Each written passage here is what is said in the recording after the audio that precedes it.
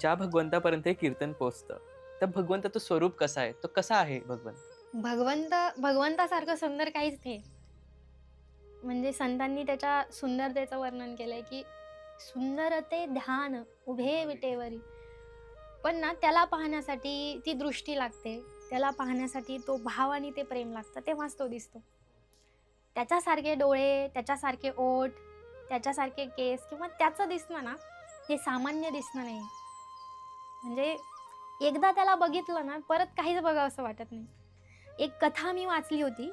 त्या कथेमध्ये एक पुरुष, मला आता नाव आठवत नाही. एक पुरुष होता.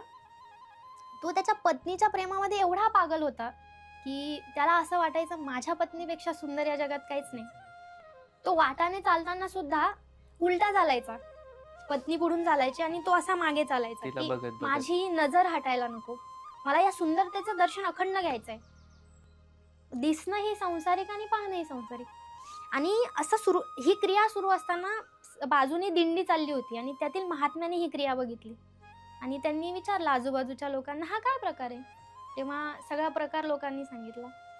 तेव्हा थोड्या वेळाने ते साधू त्यांच्या घरी गेले आणि म्हणाले, की जर मी तुला तुझ्या पत्नीपेक्षा सुंदर जर काय दाखवलं तर? तो म्हणे, माझ्या पत्नीपेक्षा सुंदर काहीच नाही. माझ्या पत्नीपेक्षा सुंदर असूच शकत नाही. बुद्धी माणसाची भ्रमित कशी होऊ शकते? ते म्हणाले, जर मी तुला दाखवलं तर? तर म्हणे, मी परत इकडे येणार नाही, परत संसाराकडे येणार नाही. चल म्हणे. गेले. त्यांना दीक्षा दिली. त्यांच्या डोक्यावर हात ठेवला आणि सांगितलं, की 7 दिवस मनामध्ये पत्नीचा विचार करायचा नाही. घरादाराचा विचार करायचा नाही आणि निरंतर नामजप करायचा. ऐकलं. 7 दिवस निरंतर शुद्ध आचरण केलं, भगवंताचं नामजप केलं. भगवंताचा विग्रह पुढे होता आणि 7व्या दिवशी जेव्हा डोळे उघडले तेव्हा साक्षात भगवंत पुढे होता आणि भगवंताला पाहून डोळ्यातून अश्रू बाहेर येत होते, की इतकं सुंदर कोणी असू शकतं. त्याच्यानंतर परत ती व्यक्ती घराकडे गेली नाही. भगवंताच्या प्रेमामध्ये वेड झाली. म्हणजे आपण जोपर्यंत त्याला पाहत नाही, जोपर्यंत त्याचा अनुभव घेत नाही, तोपर्यंत आपण बाहेरच्या गोष्टीत रमणार आहे. पण एकदा तो दिसला, की मग बाहेरचं नाही.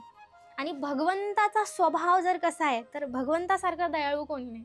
भगवंतासारखं कृपाळू कोणी नाही. भक्तासाठी तर भगवंत नेहमी उदार आहे. भगवंत हा भक्तासाठी फार सरळ असतो. म्हणजे भक्त म्हटलं की भगवंत विरघळतो. जिथे भक्त आहे तिथे भगवंत आहेच आहे. पण जो मनुष्य संशयी वृत्तीचा आहे, जो अविश्वासी आहे ना, अशासाठी भगवंत म्हणजे काळ आहे.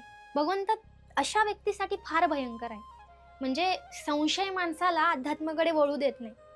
पण जर भक्ती असेल, विश्वास असेल, श्रद्धा असेल ना, तर भगवंत फार सरळ आहे, फार सोपा आहे.